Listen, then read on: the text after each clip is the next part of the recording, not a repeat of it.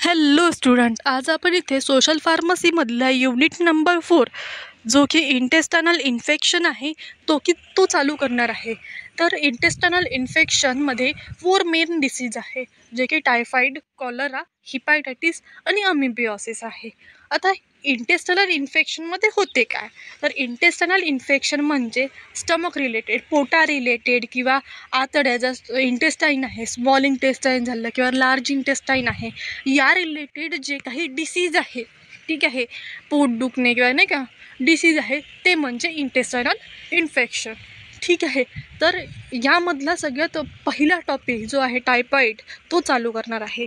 So let start the typhoid. Typhoid fever is a result of systematic infection. ही काय आहे? Typhoid fever म्हणजे systematic infection आहे, systemic related infection आहे, systemic circulation. ठीक आहे, सिस्टमिक सर्क्युलेशन रिलेटेड इन्फेक्शन आहे. तर typhoid is an acute infection illness that affect gastrointestinal tract. तर टायफॉइड फिवर काय आहे? ॲक्यूट इलनेस आहे, ज्याच्यामध्ये गॅस्ट्रोइंटेस्टायनल ट्रॅक्ट काय आहे? अफेक्ट होते. गॅस्ट्रोइंटेस्टायनल ट्रॅक्ट म्हणजे स्टमक, इंटेस्टाईन हे काय होते? अफेक्ट होते. ठीक आहे. कशामुळे? की मेनी कंट्रीजमध्ये where sanitization is under develop, जिथे सॅनिटायझेशन जे आहे ते अंडर डेव्हलप आहे, सॅनिटायझेशन प्रॉपरली नाही, जसं वॉटर क्लीन नाही आहे किंवा मग फूड जे आहे ते जर क्लीन नाही आहे, तर त्या कंडिशनमध्ये टायफॉइड झालं, कॉलरा झालं, हे कॉज होण्याचे चान्सेस राहू शकते. ठीक आहे. The term enteric fever include both typhoid and paratyphoid fever. तर एंटरिक फिवर याच्यामध्ये दोन्ही पण, जसं टायफॉइड आणि पॅराटायफॉइड. ठीक आहे. तर याचे थोडे जे पॉझिटिव्ह एजंट आहे, मायक्रो ऑर्गॅनिझम्स आहे, ज्याच्यामुळे टायफॉइड किंवा पॅराटायफॉइड होऊ शकते, तर ते काय आहे? थोडे चेंज आहे. पण ते जे आहे टायफॉइड किंवा पॅराटायफॉइडचे पॉझिटिव्ह एजंट, मायक्रो ऑर्गॅनिझम्स हे कशामध्ये असतात? जे फूडमध्ये किंवा वॉटरमध्ये हे काय होऊ शकतात? स्प्रेड होऊ शकतात. ठीक आहे. तर पॉझिटिव्ह एजंट काय आहे? Salmonella typhi. ठीक आहे. टायफॉइडचा काय आहे? Salmonella typhi is only natural host for the Salmonella typhi. त्याच्यासोबतच पॅराटायफॉइड ए आणि साल्मोनेरा पॅराटायफॉइड बी हे पण काय आहे? पॉझिटिव्ह एजंट आहे. कशाचे? टायफॉइडचे. ठीक आहे. So next, mode of transmission. आता मोड ऑफ ट्रान्समिशन ही कशा रिलेटेड आहे? सिस्टमिक सर्क्युलेशन रिलेटेड आहे, स्टमक रिलेटेड आहे, पोटाचं किंवा आतड्यांचं जे काही आहे त्या रिलेटेड आहे ना डिसीज. तर हे कशामुळे स्प्रेड होऊ शकते? जसं fecal oral route. Fecal oral route म्हणजे जसं फूडमध्ये किंवा मग पाण्यामध्ये काय होऊ शकते? स्प्रेड होऊ शकते. ठीक आहे. Fickle oral route. फिकल म्हणजे जसं की युरिनमध्ये किंवा स्टूलमध्ये जे आपण एक्सक्रीट करतो बाहेर, त्याच्यामध्ये हे बॅक्टेरिया जे आहे, सॅल्मोनेरा बॅक्टेरिया, ते राहू शकते आणि त्याच्यामुळे ते जे फिकल मटेरियल ते जर पाण्यामध्ये किंवा फूडमध्ये जर गेलं, तर ते तिथे पण स्प्रेड होण्याचे चान्सेस राहील. ठीक आहे. तर Salmonella typhi is present in the stool and urine of the present during the illness. Salmonella typhi जे बॅक्टेरियाज आहे ते एखाद्या पर्सनला जर आजार झालेला आहे, टायफॉइड झालेला आहे, तर त्याच्या फेकल रूटमध्ये, स्टूलमध्ये, युरिनमध्ये हे काय राहू शकते? प्रेझेंट राहू शकते. ठीक आहे. काय? तर बॅक्टेरिया जे आहे ते त्याच्या युरिनमध्ये आणि स्टूलमध्ये प्रेझेंट राहू शकते. नेन contaminated sewage of drinking water bye contamination of the food.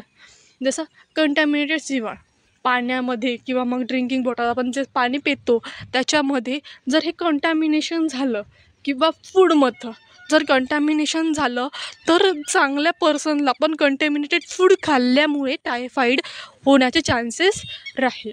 ठीक आहे. तर याचा इन्क्युबेशन पिरियड काय आहे? 10 ते 14 दिवस. म्हणजे आपण कोणतं फूड कंटॅमिनेटेड फूड खाल्लं ज्याच्यामध्ये साल्मोनेरा टायफॉइड बॅक्टेरिया आहे, ठीक आहे, तर ते आपण जर इनटेक केलं, खाल्लं, पाणी जर पिलं कंटॅमिनेटेड ज्याच्यामध्ये टायफॉइड बॅक्टेरिया आहे बा, तर आपल्याला 10 ते 14 दिवसामध्ये आपल्याला सिम्पटम्स जे आहे ते दिसून जाऊ शकते. तर सिम्पटम्स काय राहील? जसं पुअर ॲपेटाईट, भूक नाही लागणार, असं अपसेट लागणार, त्याच्यानंतर बॉडी पेन होणार है ना, अंगपाय दुखणार, ॲबडॉमिनल पेन म्हणजे पोट दुखणार, ठीक आहे, फीवर येणार म्हणजे ताप, त्याच्यानंतर हेडॅक डोकं दुखणार, डायरिया म्हणजे कंटिन्युअसली हागबन वगैरे लागेल, आणि डिस्कम्फर्ट म्हणजे चांगलं नाही वाटणार, ठीक आहे. तर नेक्स्ट पाहूया प्रिव्हेन्शन. फूडमधून किंवा पाण्यामधून हे जे आहे हे बॉडीमध्ये एंटर होते.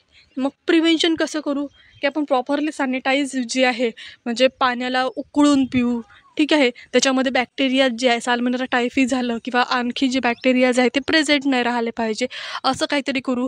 फूडमध्ये प्रॉपरली वॉश करून ते खाऊ शकतो आपण. तर हे काय प्रिव्हेन्शन आहे, ठीक आहे.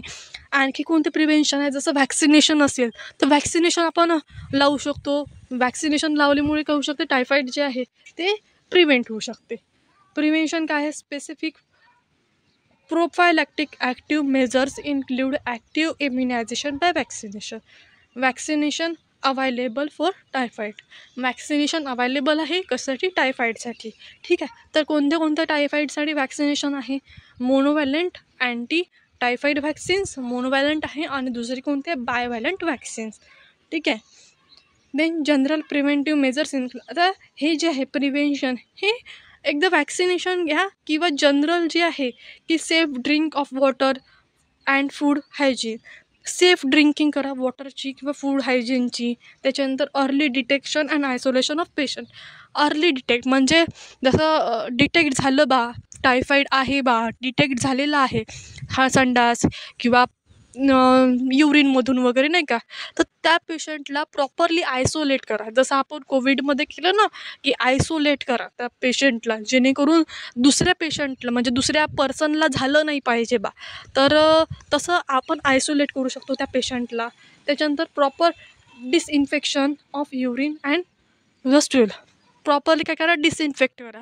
तसं स्टूल आपण असं हे करून देतो आपण, स्टूल किंवा युरिन जे आहे, तर त्याच्यामुळे काय होऊ शकते, कंटॅमिनेशन फूडमध्ये वॉटरमध्ये होऊ शकते, ठीक आहे. तर म्हणून त्याला काय करा, प्रॉपरली डिसइन्फेक्ट करा, ठीक आहे. त्याच्यानंतर काय ट्रीटमेंटमध्ये patient should give the complete bed rest and good nutrition diet. आणि त्याच्या पेशंटला काय करा ट्रीटमेंटमध्ये की प्रॉपरली न्यूट्रिशनल डाएट द्या, प्रॉपर प्रोटीन कार्बोहायड्रेट जे काही पाहिजे त्याला प्रॉपरली द्या. त्याच्यामध्ये त्याला जे बॅक्टेरिया रिलेटेड आहे अनहायजेनिक फूड जे आहे ते देऊ नका. त्याच्यानंतर specific drugs such as ofloxacin, ciprofloxacin, chloramphenicol, appropriate dose and duration. आणखी काय द्या, फक्त बेड रेस्ट आणि प्रॉपर डाएट हेच कामाचं नाही. ट्रीटमेंटमध्ये त्याला प्रॉपर ट्रीटमेंट जसं अँटीबायोटिक ट्रीटमेंट आहे किंवा तू त्याला जे पाहिजे आहे तर ते ट्रीटमेंट त्याला प्रॉपरली द्यावं लागेल. डोज जो आहे ड्रगचा तो द्यावा लागेल, ठीक आहे. त्याच्यामध्ये स्पेसिफिक ड्रग कोणता आहे, ओफ्लॉक्झॅसिन, सिप्रोफ्लॉक्झॅसिन, क्लोरमफेनिकॉल आणि क्लोरमफेनिकॉल. हे काय याचे ॲप्रोप्रिएट डोज आणि ड्रग त्याला प्रॉपरली द्यावं लागेल, ठीक आहे. तर इथे हा टायफॉईड जो आहे हा एंड झालेला आहे. आपण शॉर्टली रिव्ह्यू करू काय आहे टायफॉईड हा सिस्टमॅटिक इन्फेक्शन आहे, म्हणजे स्टमक रिलेटेड किंवा इंटेस्टाईन रिलेटेड डिसीज आहे. तर याच्यामध्ये जे कंटॅमिनेटेड फूड झालं किंवा कंटॅमिनेटेड वॉटर झालं याच्यामुळे ते काय होऊ शकते, स्प्रेड होऊ शकते. तर ज्या पेशंटला टायफॉईड झालेला त्या पेशंटला आयसोलेट ठेवा किंवा प्रॉपरली ट्रीटमेंट त्याला आपण प्रोव्हाइड करू शकतो, ठीक आहे. प्रॉपरली न्यूट्रिशन त्याला त्या पेशंटला प्रोव्हाइड करू शकतो, ठीक आहे. आणि याचे सिम्पटम्स कोणते आहे, जसं स्टमक पेन झाला, पोटात दुखत आहे बा, फीवर आहे, त्याच्यानंतर बॉडी पेन करत आहे, आणखी हेडॅक आहे, हे सगळ्या गोष्टी त्याचे सिम्पटम्स असू शकते. आणि हे किती दिवसात सिम्पटम्स जाणवते, 10 ते 14 दिवसात आपल्याला टायफॉईड जर झाला असेल तर त्याचे सिम्पटम्स जे आहे ते आपल्याला 10 ते 14 दिवसात आढळते, ठीक आहे. तर हे सगळं होतं typhoid related. I hope you guys are understand. म्हणजे इफ तुम्हाला चॅनल